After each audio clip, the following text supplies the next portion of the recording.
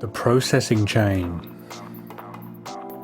The last thing we should talk about before we're going into the specifics of each tool or processor is what order to put them in.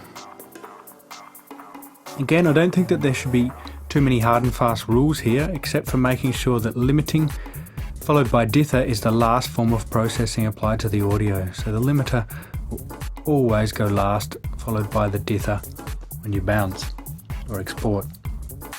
A typical mastering chain may be as follows. Let's have a look here. We have the EQ, we might have compression, and then maybe or multi-band compression, perhaps some post-compressor EQ, perhaps some special treatment such as harmonic excitement, reverb, tape saturation, all these things and more. Might have some imaging, some stereo enhancement, followed by the final limiting, where we gain a lot of our loudness. Then we have our dither when we convert to 16-bit for CD. Now, mixing up the signal chain to some degree will yield very different results, and is often a good idea until you know what you like. For example, some would never apply EQ before compression, because the compression will boost certain frequencies in the mix. Others will argue that a little bit of EQ before the compression will allow the compressor to hone in more on the desired EQ curve, or the correct EQ curve of what you want.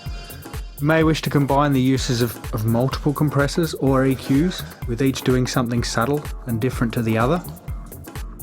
You might use an EQ before compression to address the tonality, and one after to restore any air or high frequency shine that may have been lost.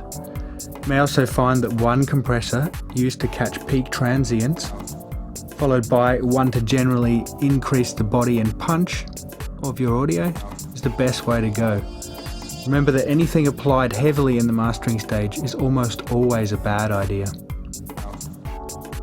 Some further things to be aware of is, of course, that compression can remove some of the air and sparkle from the high end, the 15 to 20 kilohertz end. And compression will also highlight or magnify any discrepancies or flaws in the mix. So it really does magnify these errors or flaws. Sometimes you will find that using one plugin for one small thing and one for another of a similar type will give you much better results. This is because particular tasks are best done by particular tools, like anything in life, I guess. So rarely will one tool do it all. One piece of software that certainly has all of the tools built in and is well worth a look at is iZotope's Ozone. This includes everything used in typical mastering situations, and the processing order or chain can also be very easily changed. Now, in the next video, we get into the details of the tools that we're going to use.